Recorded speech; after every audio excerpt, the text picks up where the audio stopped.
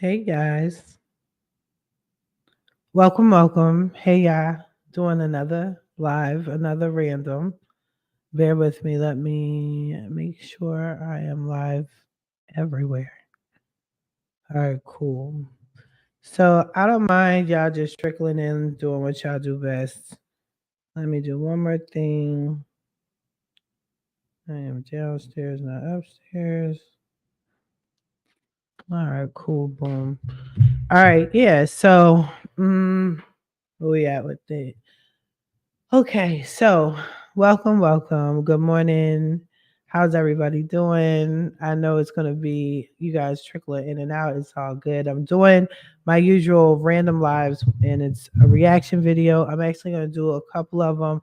I told y'all before what I wanted to do was every week I wanted to do like a reaction video on the changes that's been going on economically throughout the week.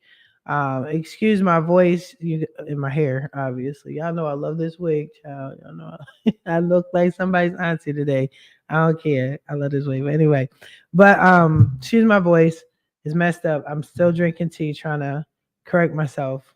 Hopefully that fixes everything. But I wanted to do the weekly live. So yeah, any updates, any changes, let y'all hear my opinion, my thoughts. Don't forget, leave a comment. I am not on whatever streaming channel you're watching me on. I'm under StreamYard, so be sure to click on StreamYard if you want your name to show up or whatever. If not, still leave comments, all right? All right, let's get into it. So we're going to look at different joints. We're going to look at different let me blow this up. Different video clips. Don't worry, they're not mad long, but these are some of the things that's going on across the nation regarding the economy, credit, housing, whatever. And we're just going to look at it and discuss, okay? They tried it before. They're trying to again. The city approved a plan to address the vacant home crisis by selling some of them for $1. But as WMER2 News' Elizabeth Worthington explains tonight, not everyone is on board with the program. Buying a house for $1 sounds too good to be true. Well, that's because it is. But the reality is you probably need more like 150 to 200,000 to complete a renovation of one of these structures. That's why the city's housing department is requiring applicants to its newly approved fixed pricing program to provide proof they can spend at least 90 grand to renovate the home. The goal. Okay, so naturally I'm gonna pause and save my comment or whatever. I don't know where y'all are from, but where I'm from, Philly, we see these dollar houses all the time. Dollar houses are nothing new. Not in the world I'm from. North Philly, full of dollar homes. South Philly, row homes. All of them were dollar homes, and I personally don't know anybody from Philly personally that purchased the dollar homes and fixed them up, but I know it's a thing. It's a major thing. These row homes, these crack houses, whatever, vacant homes, they're being nice about it, are an eyesore in the community. So I'm all for buying them out, fixing them up. But yeah, just wanted to say, if you guys are familiar with vacant homes and dollar homes, let me know. Goal is to rehab some of the city's thousands of vacant homes. Affordable housing advocates Dr. Dwanda Farmer and Nika Namdi say the program doesn't serve the people who need it most. They're concerned about displacing longtime residents through gentrification. In the 70s, the city adopted a dollar home program, and a lot of these row homes on Fort Avenue and Federal Hill went for $1 back then. That is the exact type of antidote that we don't want to see spreading into Harlem Park, into Poppleton, into, Middle East, into Care. We want the people who have been the backbone of this city to actually be able to live freely and to live well in neighborhoods in a city that their labor and their intellectual property built. Honestly, that sounds amazing. That's great. And it sounds really good. I want that for her. I want that for the city of Baltimore. I really do. The problem is these crack houses, these vacant homes. We've all seen The Wire. We've seen The Wire. Like, we know what it is. If you don't have vacant homes in your major city, you just turn on The Wire and it gives you an idea of what it looks like. Okay. These vacant homes have been like this for years and upon years. Initially, I want to say, like, listen, gentrification is going to happen, it's bound to happen. We can't stop it. If you live in the hood and you got that one white woman jogging in your neighborhood early in the morning by herself in the hood, you know that your shit's about to be gentrified. Just like, I'm just saying, because nobody touches her, right?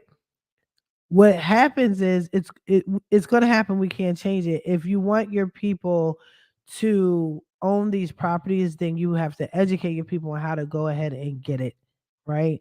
They intentionally do not give us the tools and the resources to do so. So therefore it goes to investors, foreign investors, out of state investors, maybe local investors, but for what I'm hearing, it's usually foreign investors. If you want that to stop, you have to get educated and then have your people take over these dollar homes. Other than that, it's just going to be gentrified. I understand that they have a goal of driving middle income families into the city, but middle income families don't want a dilapidated house off of a block even for $1 unless there's a real plan that's going to do whole block redevelopment. Applicants will also be subject to a vetting process. The advocates we spoke to hope that's enough to weed out potential bad actors. One of my main concerns is that this will become a payday, like an open door, open season for the same slumlords and the same speculators who have been keeping properties in poor condition and charging high rents in the city. In an effort to prevent that, the first 90 days of the program have been set aside strictly for buyers who plan to use the home as their primary residence. The Department of Housing and Community Development says it's already received more than 800 inquiries, but there's only under 300 homes set aside for the program right now. The plan was approved at the city's Board of Estimates meeting on Wednesday after Dr. Farmer and Namdi expressed their concerns. The housing commissioner and the mayor said the department plans to ensure there are guardrails in place to prevent displacement down the road. In a statement, a department spokesperson says, quote, "This is an important forward movement that will greatly assist in our ongoing efforts to successfully address vacant and abandoned properties in Baltimore City." They'll begin reviewing applications on April 1st. You can find a link to apply on WMAR2news.com. In Baltimore, Elizabeth Worthington, WMAR2 News. They tried it before. They're trying it again. Okay. That's interesting. What do y'all think? Let me know y'all comments. What y'all think about that? Again, this isn't anything new. I'm very much familiar with this. I've seen what happens, and yes, the neighborhood is going to ultimately change. The prices are going to go up. The cost of living is going to go up in those areas. Yes, it drives out the poor people, the people that have been in the community since forever. I've seen it happen. I'm not from South Philly, but there was a period of time when I used to be down South Philly on a regular basis. They had a bunch of row homes, and I'm not even like the area I was kicking it at. It wasn't even like abandoned. People were living there, and what they did was they just bought people out. They would buy their homes out and push them out, and they're trying to build. I don't know where it stands now because this was at least, I don't know, 10 plus years ago, but they were buying those houses out and buying people out and then knocking them down, naturally gentrifying. Like I said, now it's like an amazing $1 million area where I was at in South Philly. So I mean, it's bound to happen. It's definitely going to happen. Another video I wanted to share with y'all. Again, a lot of my customers they want me to fix their credit so they can purchase a home. If you guys know, at 5 o'clock today, 5 o'clock p.m. Pacific Standard Time, I will be on with Sean. I'll be hosting. Sean Rogers is our mortgage lender. So he could talk about this a little further. I'll bring this up. But this next clip, we're talking about the federal housing assistance and how it shrinks and whatever. I'm watching this just like y'all are watching it. But give me a second. Let me put that on for y'all. Hold on. And then we could talk about it. I don't know much about this. Hold on. Let me see. Oh, there it goes. Okay. Let me share this with y'all.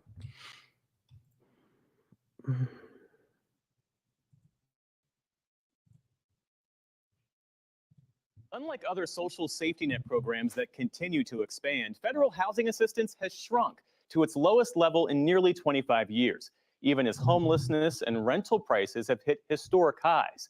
Today, only 1 in 4 households eligible to receive federal housing assistance actually does. Stephanie Sy and producer Mike Fritz take a look at why as part of our ongoing series, America's Safety The Net. rent they're asking $18.25 a month. Oh, that's real good. Yeah. In Mesquite, Texas, a suburb of Dallas, 36-year-old Cassie Williams and her 2 children need to find a new place to live by the end of the month. I like the outside. Like the outside. Mhm.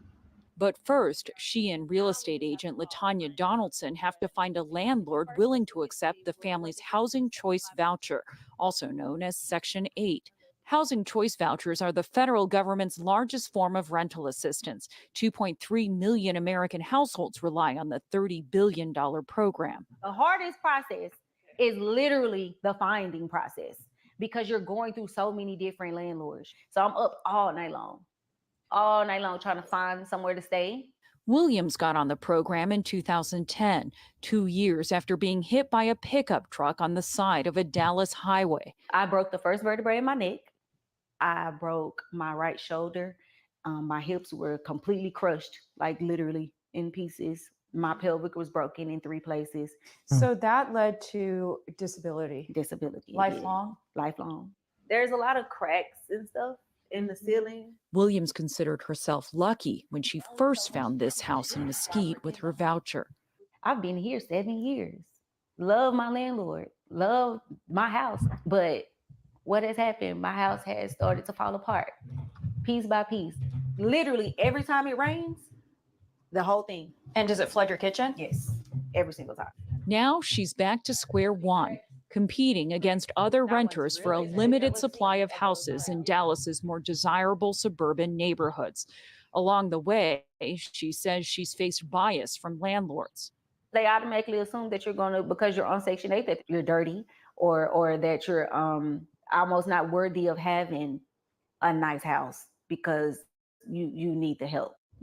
Okay, so I'm gonna pause that right here. I just got finished recording about 3 episodes on my podcast, and I think 2 out of the 3 I talked about how I was on Section 8 base first, then Section 8, all that, and that is true. That's factual.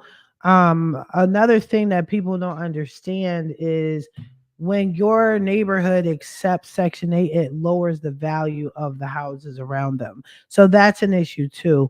I have an ex of mine, me and him are mad cool. That's like my best friend or whatever. He lives in a really good neighborhood in West Philly called Winfield. That's where I was last living at before I moved to New Jersey again. And his neighborhood's amazing. They're gentrifying, they're pushing out the old in with the new, but a lot of those homeowners have a lot of money, but they fight. So one of the houses did go up in foreclosure. The woman passed away. So an investor bought her house, but he fixed it up. It's amazing. It's beautiful, but he wanted it under Section 8. That neighborhood got together and said, hell to the nah. It's not going to be Section 8 up in here, right? But they have also come together as neighbors and they spoke on it. They're like, no, we don't want that. Those type of people here, they're dirty, they're disrespectful. They're going to be. So there is, even when I was under Section 8, there's this thought process that homeless people look a certain way. Section 8 people act a certain way, and it does stop you from being able to live where you want to live. Me, at the time, I didn't have kids. I was ratchet, so I knew only to go to ratchet locations that would accept my ratchet ass, but she's not lying right there. Moving is stressful for all of us.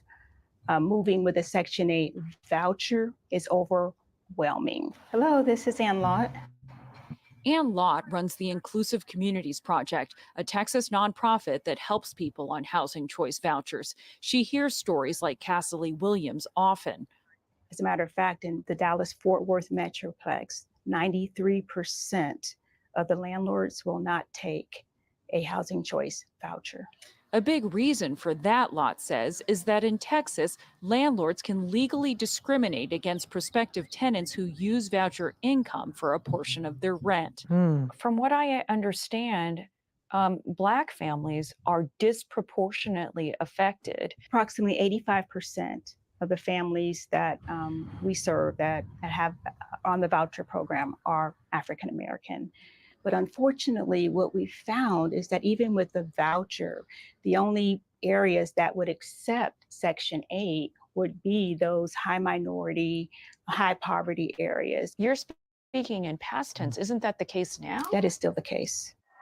Thank you very much. When President Nixon created the Section 8 program as an alternative to government-funded public housing developments, it allowed low-income Americans to take their rental assistance with them, giving them the opportunity to live outside of segregated neighborhoods. So the idea that families wouldn't be tied to these units and could go, purchase housing elsewhere, I think was an exciting prospect. But 50 years later, the program hasn't lived up to its full promise, says Stephanie DeLuca, director of the Poverty and Inequality Research Lab at Johns Hopkins University. Okay, so I'm going to continue to play this, but again, with my personal experience, I do recall that was the thing. You didn't want to be on Section 8 base. You wanted to be on Section 8. You want to have a voucher. And the dream was with the voucher, you can go anywhere in the world that you wanted that would accept Section 8.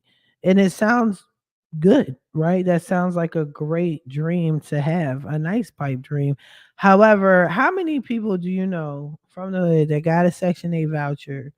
Like she said, 83% in their areas predominantly is Black people, right? But I'm sure that's all over. But how many people do you know have a Section 8 voucher in Dubai or certain parts of Africa? Like it's not plausible. It's supposed to happen, but they also the government makes all the steps possible to prevent you from being in that position in the first place. So they say it, but they don't really mean it. So yeah, I'm gonna let them talk about it. University. Most voucher holders in the US live in moderate to high poverty neighborhoods. And frankly, we've privatized public housing in the US. And that means that landlords are our housing providers. And the program rests on our ability to not only get their participation, but meet their needs as well. Across the country, the number of vouchers is determined by annual funding from Congress. But studies have found that funding hasn't kept up with rental prices. Another problem is housing supply, says Kevin Corinth with the Conservative American Enterprise Institute. If we can only build, and build some more, that's the only way we have a potential chance of getting families access to these high opportunity areas that have been demonstrated to have major successful outcomes for themselves and for their kids. A lack of affordable housing has led to a surge in homelessness in cities like San Francisco, Los Angeles, and New York. But here in Seattle, one of the nation's least affordable cities, there's a renewed focus on housing vouchers and how to make the system work better for applicants and landlords. This is one of our studio apartments. It's about 250 square feet.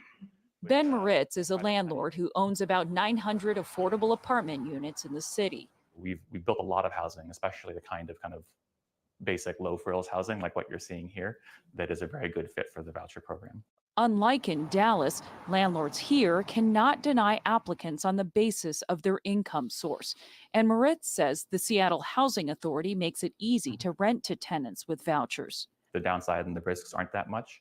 And frankly, our business does better when we have those kinds of stable rent payments that come from a voucher resident. Okay, so I can explain that as well.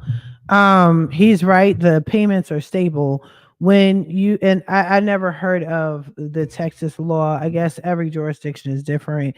So if this is something you're considering or something you're trying to exercise, just pay attention to what state you're in.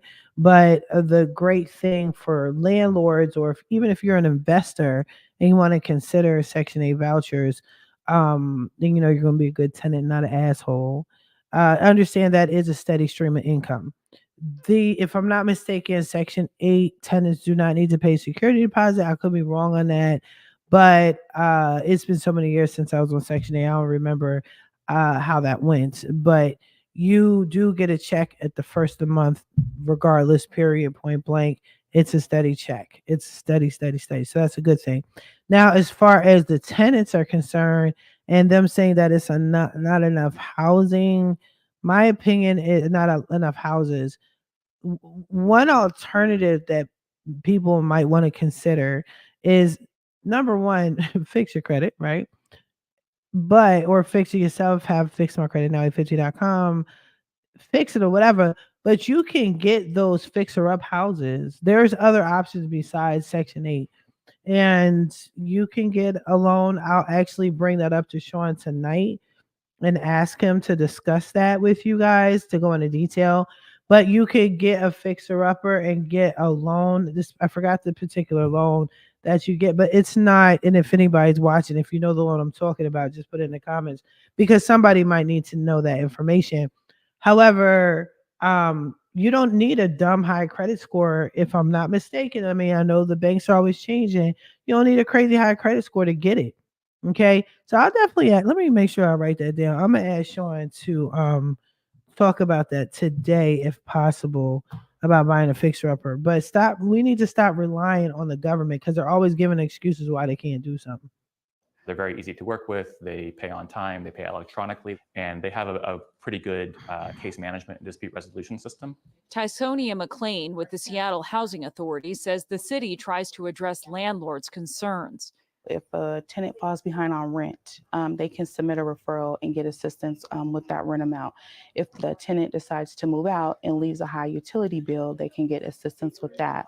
If something were to happen and the unit was left damaged, they can receive funds up to $5,000 to repair those damages. There's a total of 3 people in the household, correct?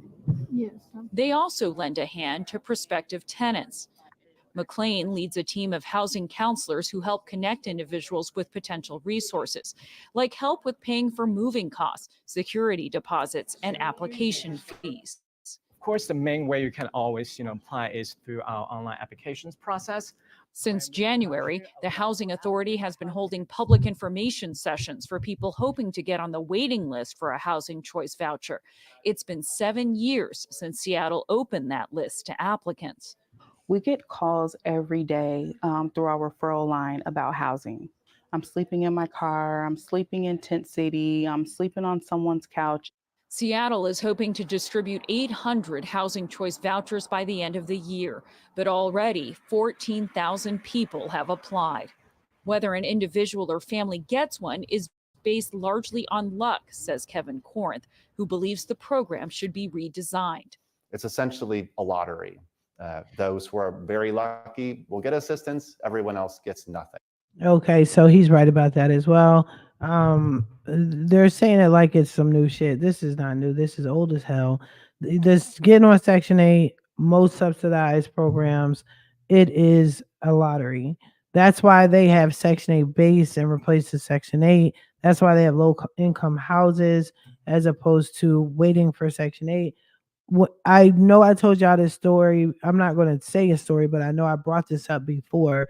But when I got Section 8, my voucher, not because I was on Section 8 base, I was homeless. I was 18. And then I think by the time I had my voucher, I was like 19 or 20. Or that's when it came in.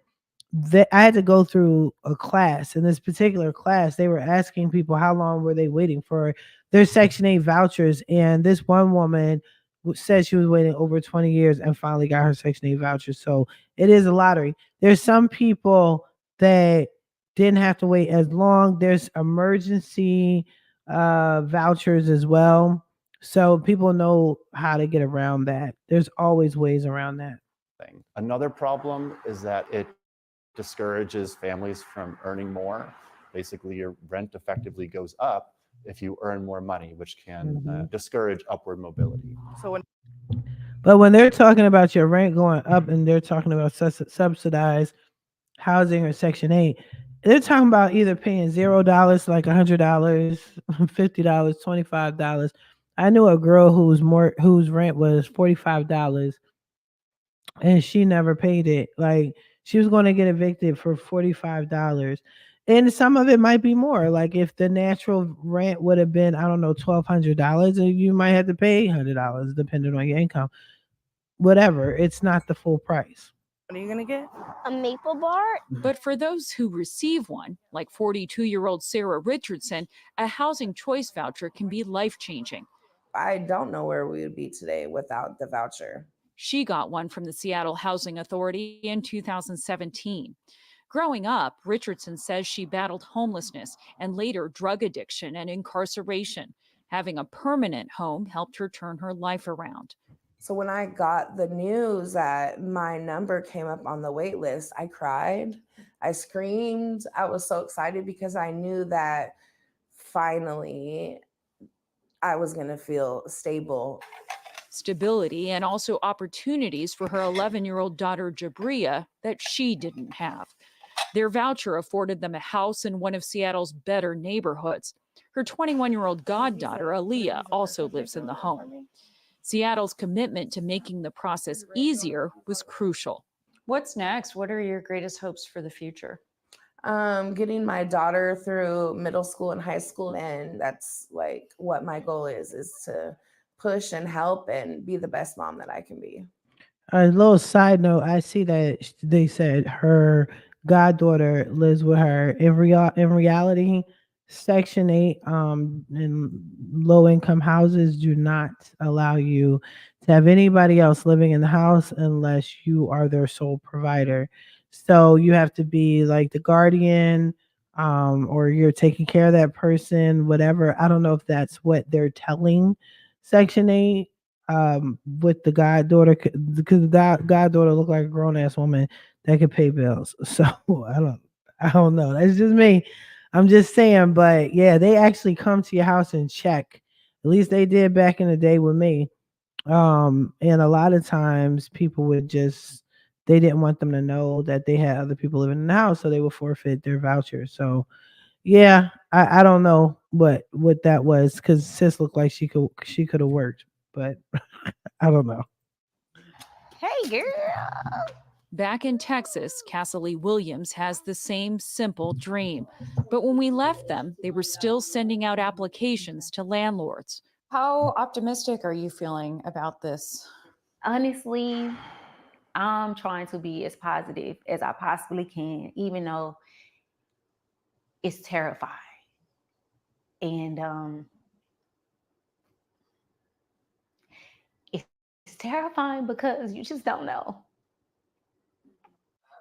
Last week, after 2.5 months of searching, the Williams family finally found a rental and a landlord who will accept their voucher. For the PBS NewsHour, I'm Stephanie Sy. That's good.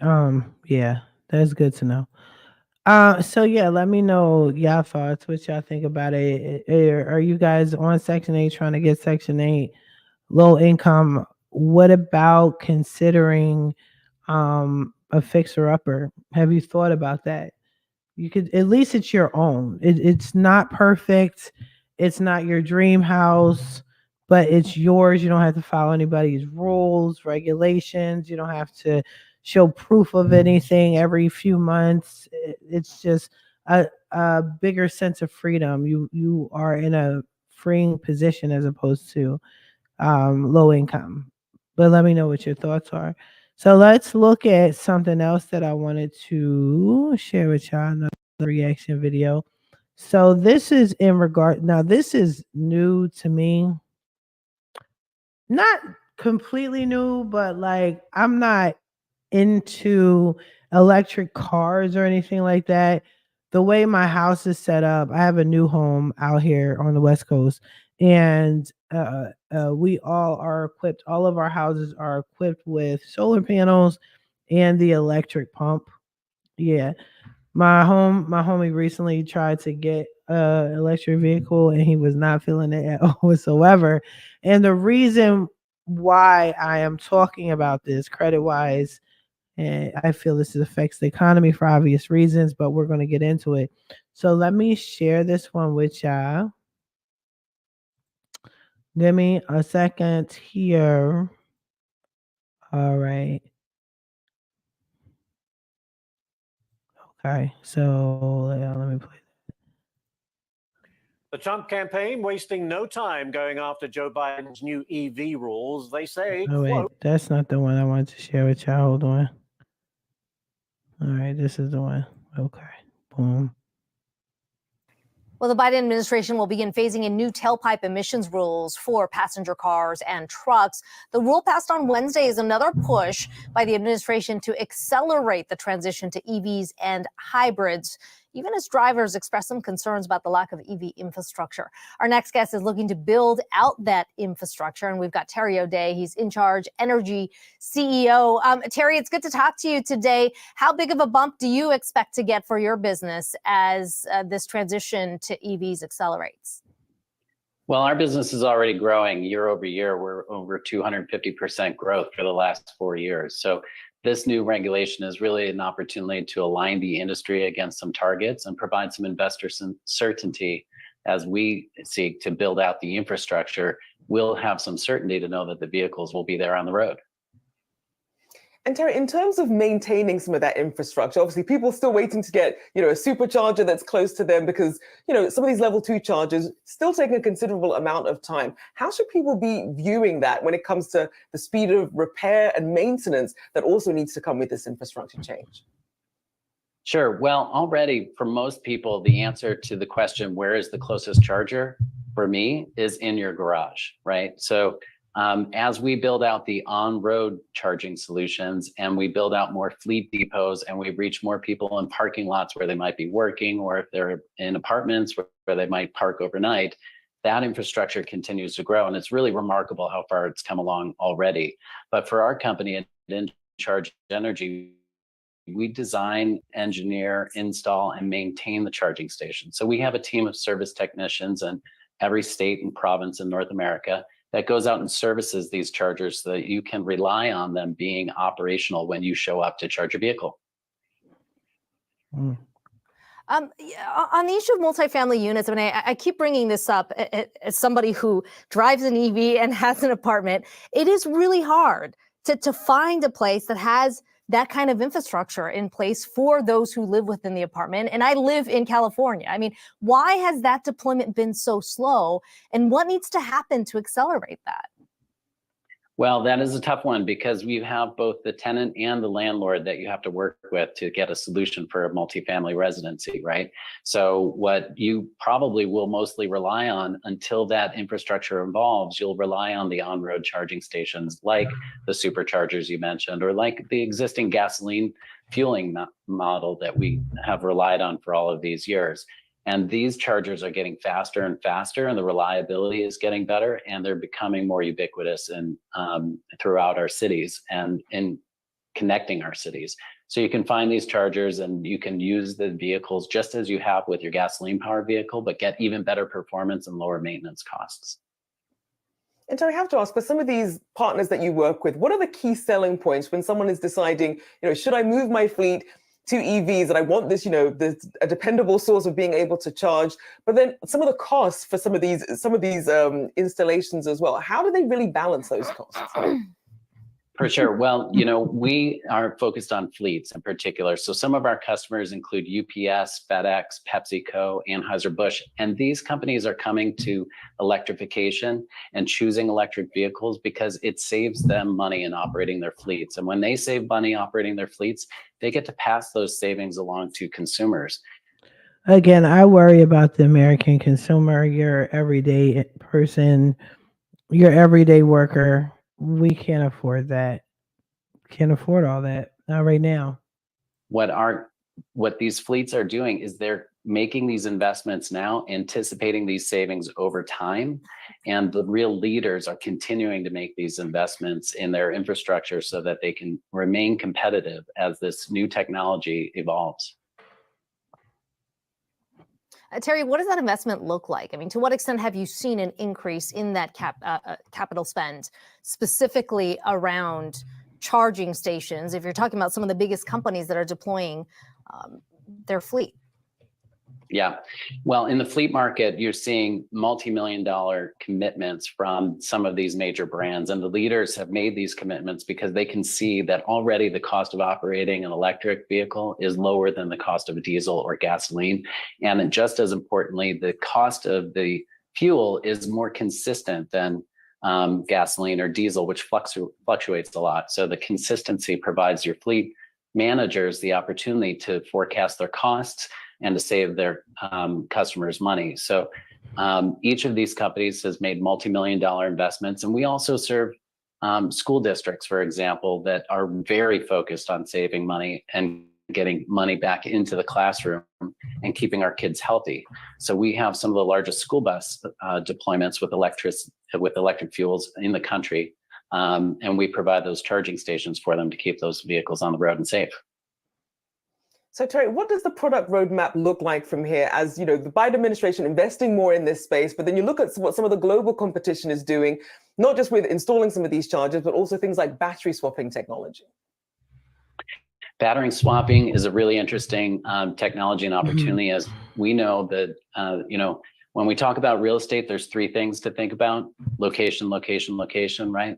With electric vehicles, there's also three things, right? It's batteries, batteries, batteries. And so battery swapping is a way to kind of reduce the cost of operating your vehicle by allowing you to offload the battery and charge it off-site and then switch into a new battery. It sounds to me that there's a lot of changes and a lot of unanswered questions when it comes to the economy, when it comes to this does affect financing and the economy and the American consumer. I'm not fazed by this. I'm going to keep I'm going to keep driving a regular gas car for as long as I can. But really the technology for batteries. Again, I'm a credit person, so I do things with my credit just for shits and giggles to test things out. But I know how to fix things. I know not everybody is in that situation, and if you're forcing us to get an EV, I need to know how are they going to help the American consumer and the average man, your day-to-day individual, get these cars. They're expensive as fucking hell, and maintaining them and all that, and then charging I want to hear about the people, not the business, but we need to know these things. Is that it's getting less expensive because we're manufacturing them on a larger scale. And as these battery costs have come down, that's where the long-term lifetime costs of operating your electric vehicle. The battery cost comes down. I get that. However, we still have to purchase these vehicles. We still have to be able to have access to these pumps. What if we live in, I don't know, farming type areas or surrounding areas and there's no pump for miles out? What then?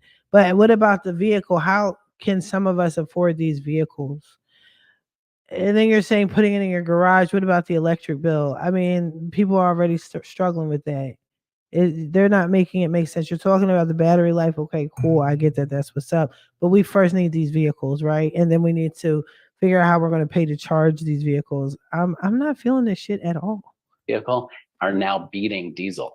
And so that's why fleet managers are beginning to find electric technologies as a solution to reduce their costs, provide them more certainty, and give them lower maintenance requirements. Well, we appreciate you taking the time to join us this morning. Terry O'Day, In Charge Energy. Have a great weekend.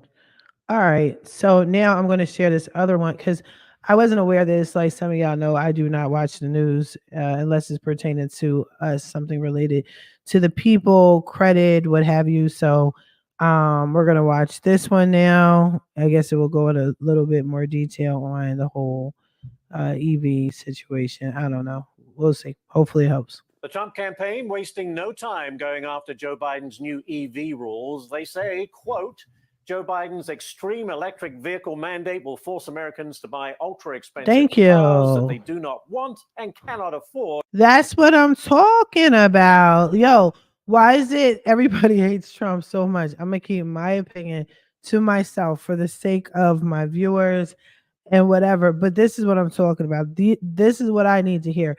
Biden's thing with the EVs and the batteries and the chargers and shit, that's down the road. I'm talking about getting an actual vehicle. People can't afford a regular vehicle right now. We got people still driving hoopties and shit, trying to go to still getting I'm sorry guys, I'm like mad uncomfortable.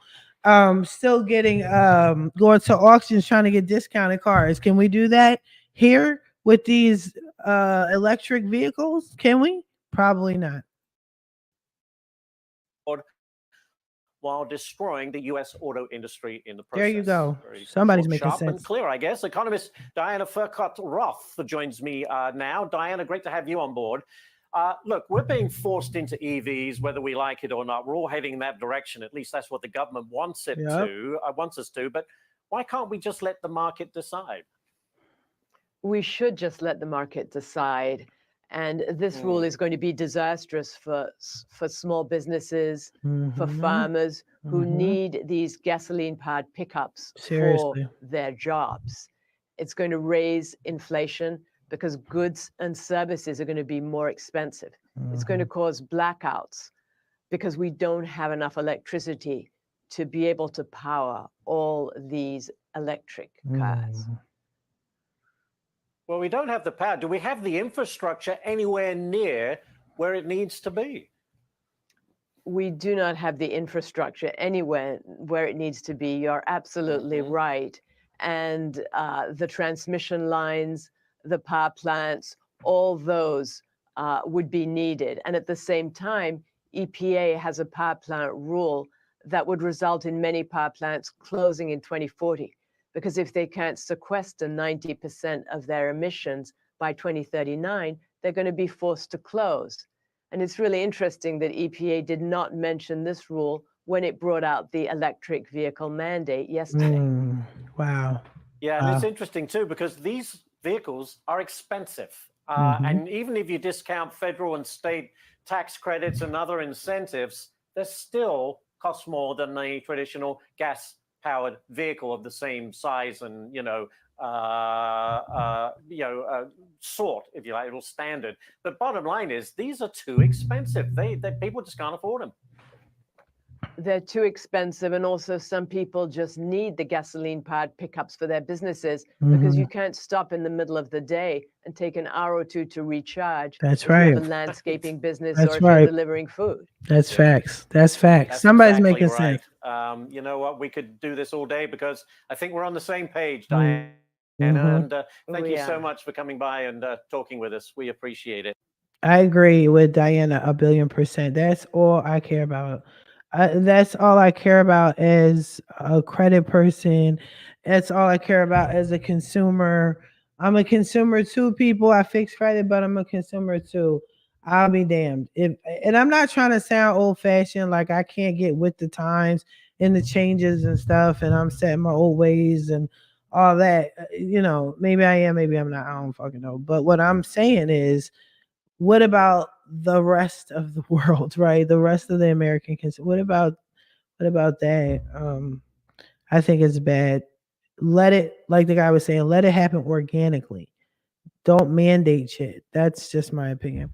So yeah, those are all the videos I have for now. I mean, there's other things I would love to talk to you guys about, but I got to keep doing more videos. Like I got to keep, now that my voice is coming back, I have to do more videos. I got to prepare for this evening with Sean. I'm really excited about that. I'm so glad this is going to be a regular thing. Hopefully you guys are getting the benefits that you need from these videos, these lives, these videos and lives, right? And podcasts. You know what I'm saying? Be sure to like, comment, share, subscribe, all that good shit. Be sure to schedule your free consultation with me. All right, it's going to be me. You do not need to call to check and make sure it's me. It's going to be me, right? When you're ready to move forward. And be sure to join my Facebook group, Credit First Time Home Buyers Plug. But in the meantime, I'm going to let y'all go. Enjoy the rest of your weekend. I wish you guys the best of luck in your credit journey. Have a good one. Bye-bye.